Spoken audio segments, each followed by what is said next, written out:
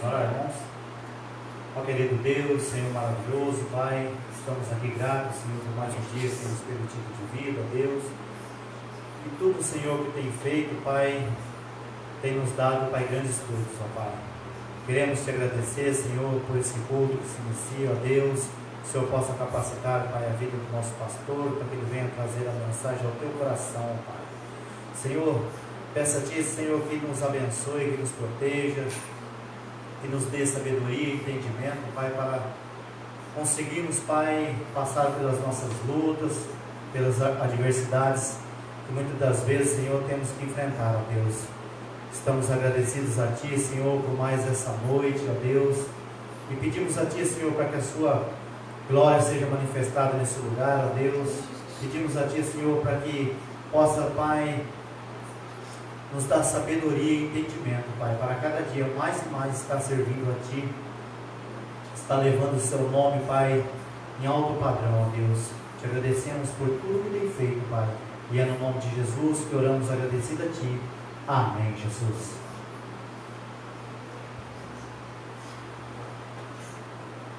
Muito obrigado, irmão. Deus abençoe a sua vida. Liderança na igreja. Nós queremos pensar, para que entendamos como as primeiras igrejas cresciam fortes e pujantes, é necessário retroceder ao início da história.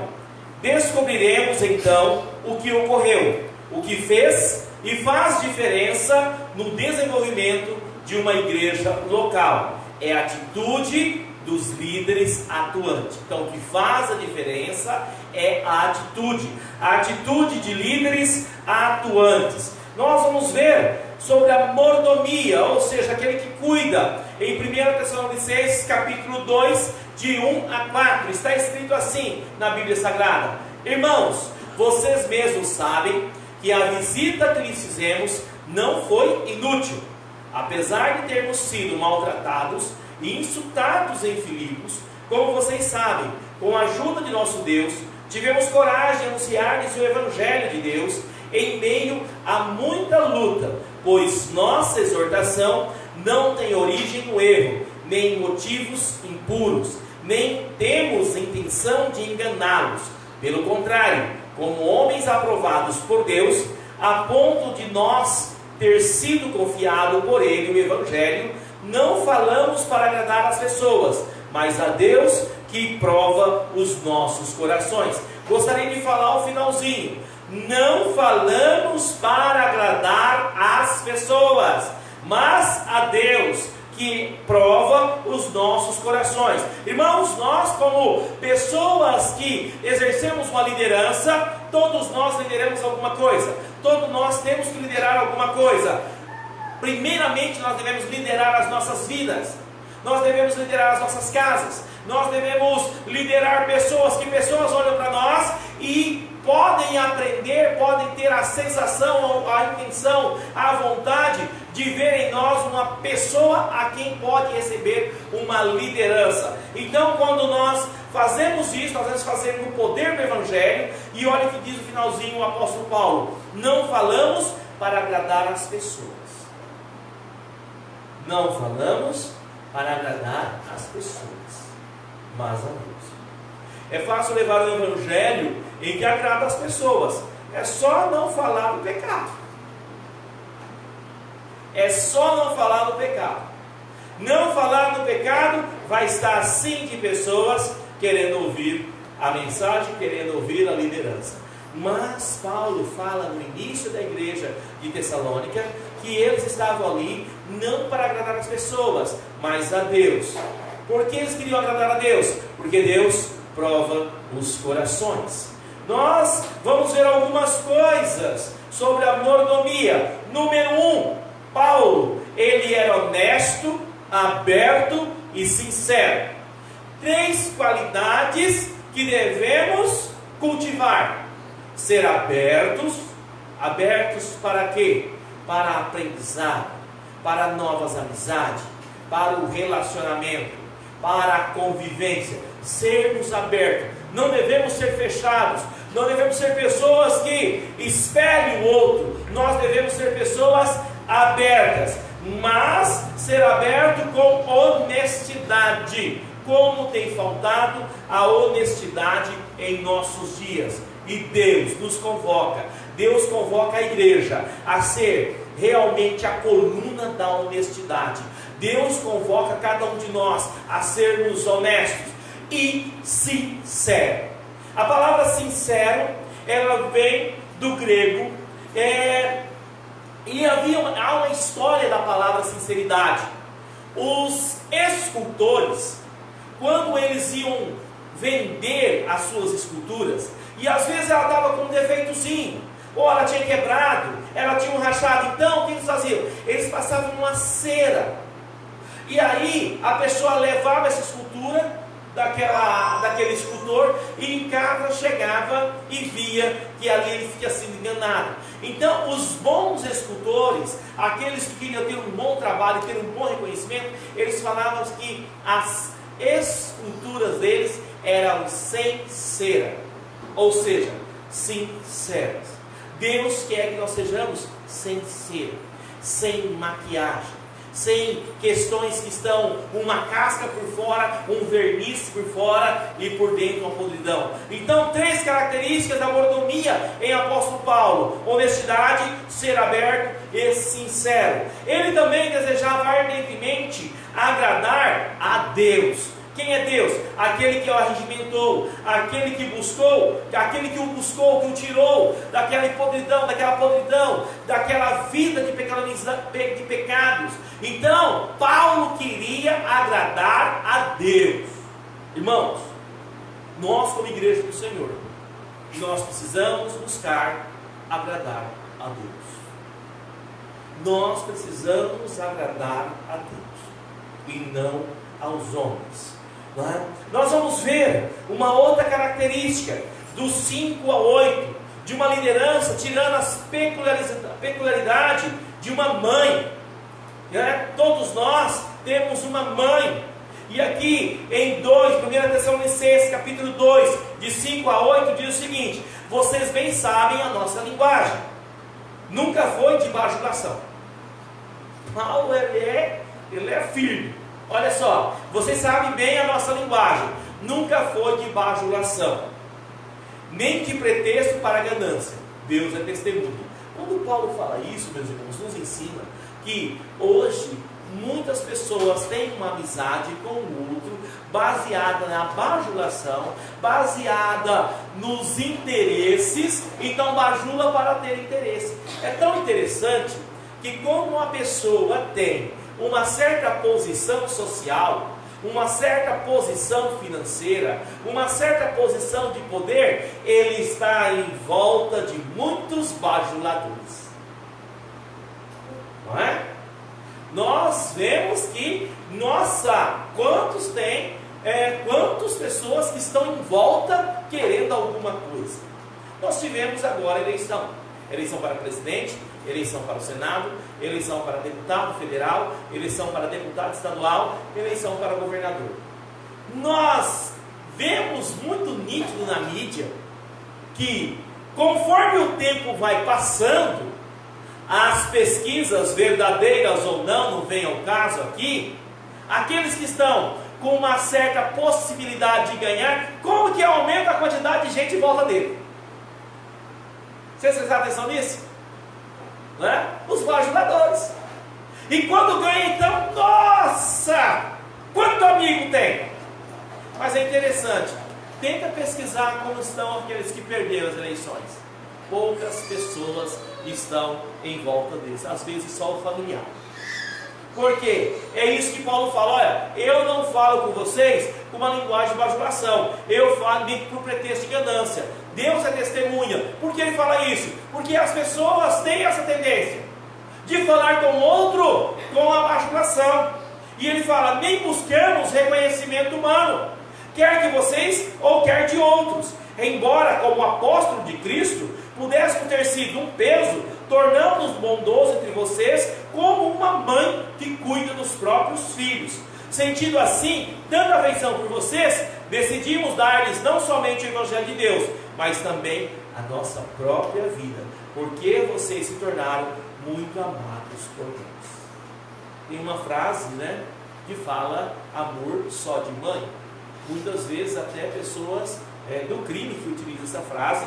Não vem aqui a questão, mas é uma realidade, né? No sentido, não que amor só de mãe, nós temos o amor de Deus, nós temos várias, poderíamos fazer uma pregação aqui das modalidades de amor, mas fica muito claro que o amor de mãe é algo especial. Amém, irmãs? O amor de mãe é algo especial, é algo diferente. E Paulo começa a trazer essa questão para a liderança dele. Para a liderança dele. Ele fala, olha, eu sentindo assim como afeição por vocês, eu tive afeição por vocês, eu tenho afeição por vocês, né? Decidimos não dar somente o evangelho, mas também a nossa própria vida, porque vocês se tornaram muito amados por nós. A liderança requer uma característica assim. E para ter uma característica assim, nós precisamos de algumas coisas. A primeira coisa, nós precisamos ter, de 5 coisas, nós precisamos ter uma linguagem saudável. O que é uma linguagem saudável? Uma linguagem que produz coisas boas. É muito triste quando nós vemos uma mãe xingando a sua prole. E às vezes eu vejo isso. É muito triste. E eu digo uma coisa: o efeito que isso faz na vida da criança, e mesmo que não seja uma criança, é algo devastador. Não estou falando de maldição, eu estou falando de uma condição emocional. Mães que praguejam contra o filho, que falam mal do filho, que xingam o filho, que falam, por exemplo, essa desgraça, que eu já vi mãe fazendo isso, é algo muito, muito, muito ruim na vida dessa criança, desse adulto, desse jovem. Ah, mas eu perdi a cabeça. Não perca, ponha na cabeça, que é algo muito devastador. Então, quando Paulo coloca para nós termos esse amor, mesmo como for de mãe, é para que nós tenhamos uma linguagem saudável na igreja, uma linguagem saudável na liderança, uma linguagem saudável no relacionamento. Porque, irmãos, é uma coisa, esse é fato, as pessoas morrem, mas o que o sujeito é em questão de linguagem fica. Como assim, pastor? Nós temos entes queridos que faleceram, mas a gente lembra o que ele falava, o que ele produzia, como era o jeitão dele. Fica gravado na nossa mente aquela voz, aquele jeitão, a maneira que ele se vestia. A vestimenta é uma linguagem. O sujeito vai embora, mas a sua linguagem fica em nós. Alguns escrevem livros e ficam perenes, ficam permanentes. Nós vemos aí, por exemplo, Camões, escritor do século XV, século XVI, melhor dizendo, e a sua escrita está aí até nós, não é? Então, precisamos ter uma linguagem sadia. Quantas pessoas que carregam na vida adulta aquele xingamento, aquela fala negativa de 10, 20, 30, 40, 50 anos. Então, quando nós sabemos disso, nós vemos isso, nós devemos ter uma linguagem de afirmação, uma linguagem saudável, uma linguagem que promova o outro. Nós precisamos ter uma motivação correta, né? Agradar a Deus e não aos homens, tá? A mãe tem uma motivação correta, a mãe que é uma mãe verdadeira, no sentido de não só progenitora, daquela uma que cuida mesmo, ela não está preocupada muito. Um dia eu ouvi uma mãe falando com um filho, e o filho falando que não gostava muito dela, e ela falou: olha, não estou muito preocupado se você gosta ou não de mim. Eu acredito que por dentro ela estava arrebentada, mas ela fala: importa eu fazer o que é certo, e o que é certo você tem que cumprir isso e isso, porque ela tinha uma motivação correta. Ela queria criar um sujeito, um cidadão honrado de bem, e nós precisamos ter a motivação correta. Nós precisamos ter humildade. Humildade, tá? A simplicidade, meus irmãos, tem hora que é a melhor coisa na vida. sermos mais humildes, sermos mais simples, termos mansidão, sermos mansos, sermos altruístas. Quem que é altruísta? Ao contrário de egoísta. Quem que é o altruísta? Aquele que divide. Quem que é o egoísta? Aquele que não quer dividir nada. Nós também temos mais 3 versículos. 1 Tessalonicenses capítulo 1, 2 Tessalonicenses, melhor dizendo, 1, de 9 a 12, diz o seguinte: irmãos, certamente vocês se lembram do nosso trabalho esgotante e da nossa fadiga. Trabalhamos noite e dia para não sermos pesados a ninguém. Enquanto lhes pregamos o Evangelho de Deus, tanto vocês como Deus são testemunhas de como nós nos portamos de maneira santa, justa e irrepreensível entre vocês, os que creem, pois vocês sabem que tratamos cada um como um pai trata seus filhos. Olha só, aquele amor de cuidado, de sustento, exortando, consolando, dando testemunho para que vocês vivam de maneira digna de Deus, que os chamou para o seu reino e glória. Quero destacar 3 palavras aqui: exortando, consolando e dar testemunho. Né? As pessoas querem muito agrado, querem muito afago, mas muitas vezes as pessoas não querem exortação. E o que produz realmente uma sinceridade, ou seja, sincera, é a exortação. É a exortação, é o ensinamento, é a repreensão. Mas não pode somente exortar, tem que haver o consolo. Devemos ser aquele também que consola o outro, quando o outro está com dificuldade, ou mesmo depois que exortamos, devemos consolar, e que tudo seja para a glória de Deus, com um bom testemunho. Né? Algumas características que nós podemos ver, né? Trabalho. Mas em Tessalonicenses vai ter um versículo que fala: aquele que não trabalha não coma. Tá? Está falando do desempregado? Não. Está falando que não está dando valor ao trabalho. As pessoas, né? Eu acho interessante, né? As pessoas às vezes querem alguma coisa e não, eu quero isso aqui, mas tem que trabalhar. Não, não quero trabalhar não. Eu falo, tudo bem.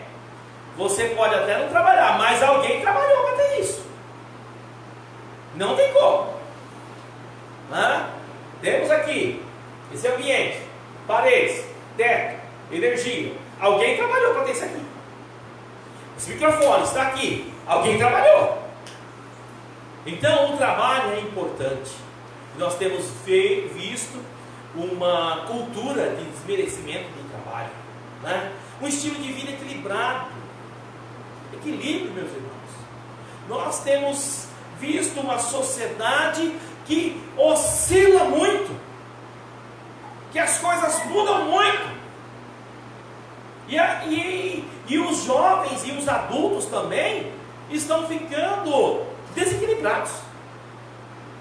Vá aos consultórios de psicologia, de psiquiatria, aos serviços de saúde mental, e você vai ver a quantidade de pessoas que estão desequilibradas, até mesmo entre o clero, entre os pastores, entre os missionários, porque nós precisamos cultivar uma vida de equilíbrio.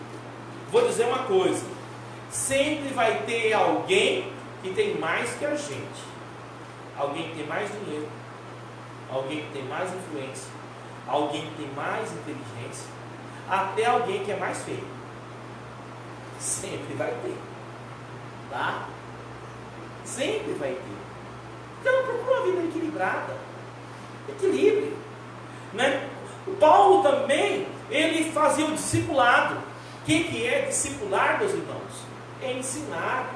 Acabei de dar um exemplo aqui ainda agora, comentando com os irmãos na reunião, de pessoas que nós estamos discipulando, e nós gastamos tempo, e nós ligamos, e nós conversamos, e nós agimos vida na vida, e nós compartilhamos, e nós estamos ali para discipular, para ensinar o que Jesus ensinou. É muito mais do que falar para a pessoa vir na igreja.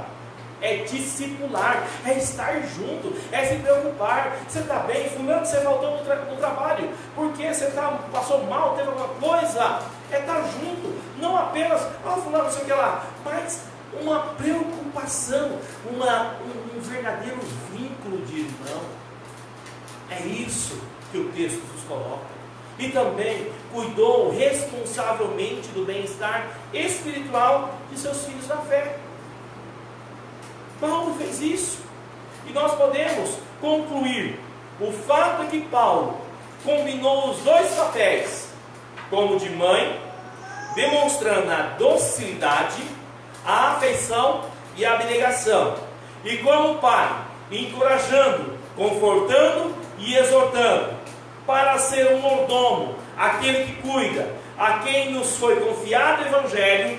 Nossa responsabilidade é fazer tudo para agradar a Deus. Tudo que venhamos a fazer é para a glória de Deus. Que Deus nos abençoe, que Deus nos ajude a cada dia sermos pessoas que servem ao Senhor de uma maneira que agrada a Ele. Que tenhamos essa característica de ser dócil, de acolher, mas também de cuidar, de exortar, e que tudo que venhamos a fazer seja para a glória do nome do Senhor. Amém? Vamos orar e convidar o irmão Gessé para vir aqui à frente, fazer oração, agradecendo por este momento e lembrando daqueles irmãos e amigos que às vezes necessitam de uma bênção do Senhor, principalmente na área da saúde. Vamos orar para o nosso irmão Gessé. Amém?